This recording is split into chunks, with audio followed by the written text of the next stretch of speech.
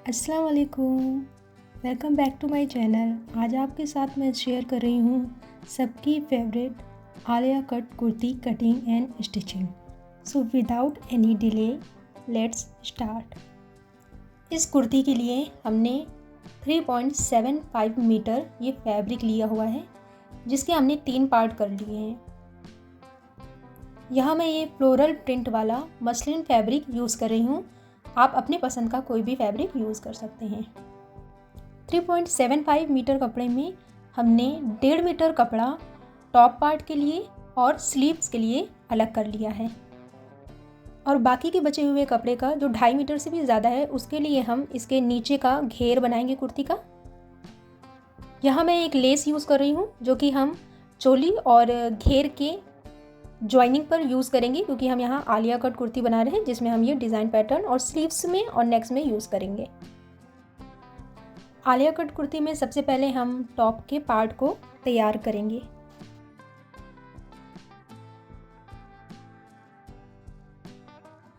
यहाँ इस फैब्रिक को हमने 4 फोल्ड कर कर रख लिया है। यहाँ फैब्रिक की लेंथ 15 इंच है और 1/2 इंच यहाँ पर हम स्टिचिंग की मार्जिन भी छोड़ रहे हैं। मेरी तरफ वाला जो साइड है वो खुला हुआ है। अब हम यहाँ से शोल्डर की मार्किंग करेंगे, जहाँ से हमने इसको फोल्ड कर रखा है। तो जहाँ कपड़ा फोल्ड है वहाँ से हम शोल्डर की मार्किंग कर रहे हैं 6.5 इंच। यहीं से हम आर्म होल की भी मार्किंग कर लेंगे 6.5 इंच। दोनों पॉइंटों को जोड़ते हुए हम एक लाइन ड्रॉ करेंगे। अब चेस्ट के लिए मार्किंग करेंगे, जिसमें हम चेस्ट का 4 पार्ट प्लस 2 इंच मार्जिन रखेंगे। तो इस हिसाब से हम यहाँ पर 11 इंच पर मार्किंग कर रहे हैं। आप अपने अकॉर्डिंग यहाँ पर मार्किंग कर सकते हैं।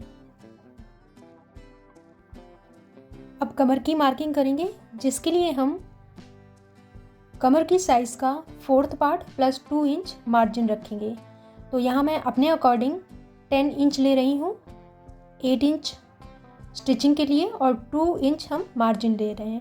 अब इन दोनों पॉइंट को हम ज्वाइन करते हुए एक लाइन ड्रॉ कर देंगे।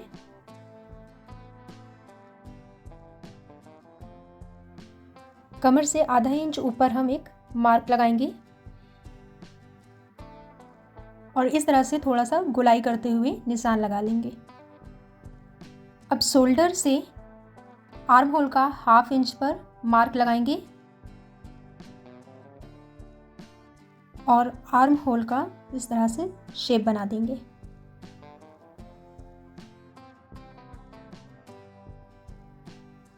फ्रंट पार्ट के आर्म होल के लिए हम यहाँ पर 1/2 इंच ले रहे हैं और 1/2 इंच यहाँ पर हम ज़्यादा आर्म होल की कटिंग का मार्क कर लेंगे। अब हम नेक के लिए निशान लगाएंगे। इसके लिए हम नेक की विड्थ 3 इंच ले रहे हैं यहाँ पर, और नेक की डेप्थ हम 6 इंच ले रहे हैं। आप अपने अकॉर्डिंग इसको कम ज़्यादा कर सकते हैं, बट 6 इंच परफेक्ट रहती है, बिकॉज आलिया कट में हमें वी कट शेप चाहिए, तो इसके लिए ये बेस्ट है। इसी के साथ हम बैक पार्ट के नेक की भी मार्किंग कर ले रहे हैं, जिसके लिए हमने नेक की जो डेप्थ है वो 3 इंच ली है और नेक की जो विड्थ होगी वो सेम ही रहेगी। अब हम इस तरह से इस पॉइंट को ज्वाइन करते हुए फ्रंट नेक की मार्किंग कर लेंगे और बैक नेक को हम कर्व शेप में इसी तरह से राउंड मार्किंग कर लेंगे। अभी हमने बैक नेक के अकॉर्डिंग और बैक आर्म होल के अकॉर्डिंग इसकी कटिंग कर ली है। अब इसमें से हम इसके बैक पार्ट को अलग कर लेंगे और फ्रंट पार्ट की कटिंग कर लेंगे। इस तरह से हम फ्रंट नेक को वी शेप में कट कर लेंगे और फ्रंट पार्ट के आर्म होल को भी, जो हमने 1/2 इंच इसमें मार्किंग की थी, उस पार्ट को भी कट करके अलग कर लेंगे। अब कमर में नीचे से हम 3 इंच का एक पॉइंट लगाएंगे, क्योंकि यहाँ से हमें आलिया कट का शेप देना है।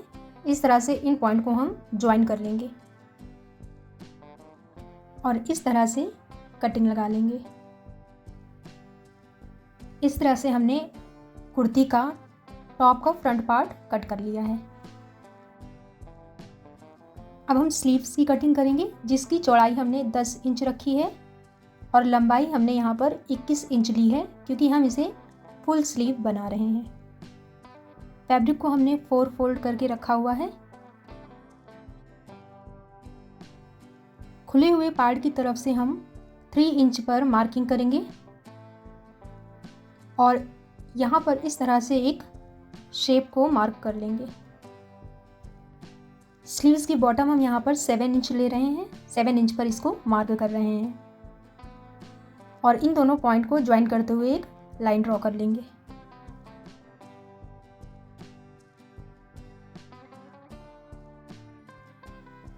स्लीव्स की हम कटिंग कर रहे हैं यहाँ पर।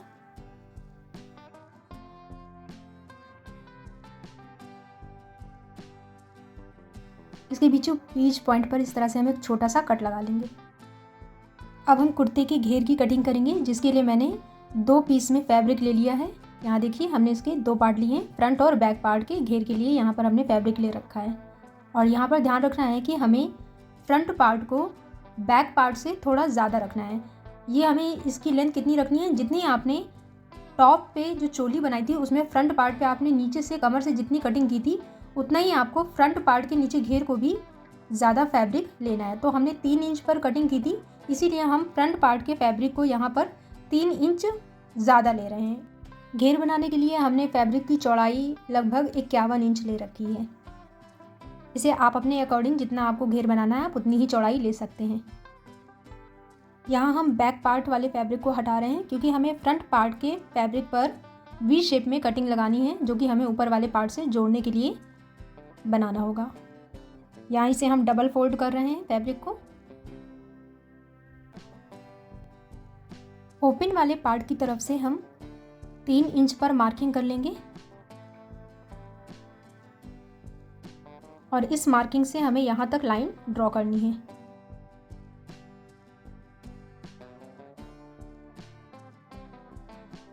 इस पार्ट की कटिंग करके हमने अलग कर लिया है। अब हम टॉप पार्ट के फ्रंट पार्ट की फिनिशिंग करेंगे। इसके लिए हमने नेक की फिनिशिंग करने के लिए वी शेप में ही एक सेम फैब्रिक की पट्टी काट ली है और इस तरह से यहाँ पर हम एक स्टिच लगा लेंगे। और बैक पार्ट पे भी नेक की फिनिशिंग के लिए हम एक और एक पट्टी, जिसे हम तिरछी पट्टी कहते हैं, उसको यूज़ करते हुए इस तरह से रखेंगे और स्टिच लगा लेंगे। स्टिच लगा के इसको हम डबल फोल्ड कर लेंगे।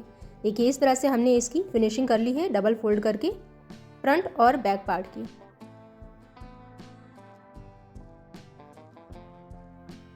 अब टॉप पार्ट के साथ जो हमने फ्रंट पार्ट का घेर की कटिंग की थी, इस तरह से देखिए हमने ये वी शेप में इसको कटिंग की थी, इसको हम ज्वाइन करेंगे।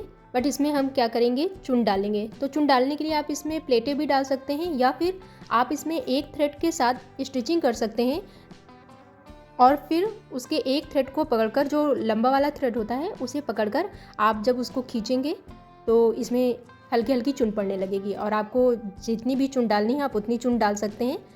बस ये ध्यान रखना है कि जो ऊपर वाली हमने चोली ली है उसकी जितनी हमने विड्थ ले रखी है उतनी ही चौड़ाई तक हमें इसमें चुन डालकर इसको एडजस्ट कर लेना है। यहाँ मैं आपको दिखा रही हूँ कि अगर आपको इसमें चुन डालना है तो कैसे डाल सकते हैं। देखिए यहाँ मैं बड़े धागे की सिलाई कर रही हूँ, जिससे कि आसानी से हम बड़े धागे को खींचकर इसमें चुन डाल सकते हैं। तो इस तरह से धीरे धीरे हमें चुन डालकर इसे वेस्ट साइज़ की जितनी भी हमने विड्थ ली है उसके अकॉर्डिंग एडजस्ट कर लेंगे। अदरवाइज़ आप इसमें प्लेट्स भी डाल सकते हैं, कुछ लोग प्लेट्स डालना भी इसमें पसंद करते हैं।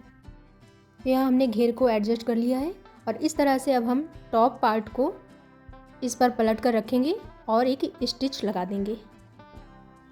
अब हम बैक पार्ट तैयार करेंगे, जिसके लिए हमने बैक पार्ट के घेर में भी सेम स्टिच लगाते हुए बड़े धागे की चुन बना ली है और उसको एडजस्ट कर लिया है और इस तरह से इसके टॉप पार्ट को इसके ऊपर रख कर और एक स्टिच लगा लेंगे।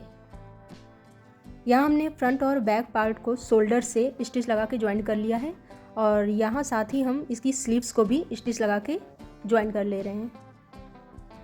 ये हमने इसकी स्लीव्स को ज्वाइन कर लिया है। अब हम स्लीव्स के साइड से होते हुए पूरे कुर्ते की साइड्स को तीनों साइड से स्टिच कर लेंगे और कुर्ती के बॉटम को भी डबल फोल्ड करते हुए इस तरह से हमें एक स्टिच लगा लेना है। इस पूरे घेर को हम इस तरह से डबल फोल्ड करके स्टिच लगा लें। यहाँ हमने कुर्ती की कंप्लीट फिनिशिंग कर ली है। स्लीव्स को हमने इसमें अटैच कर लिया है। अब इसमें हम इस लेस को यूज़ कर रहे हैं।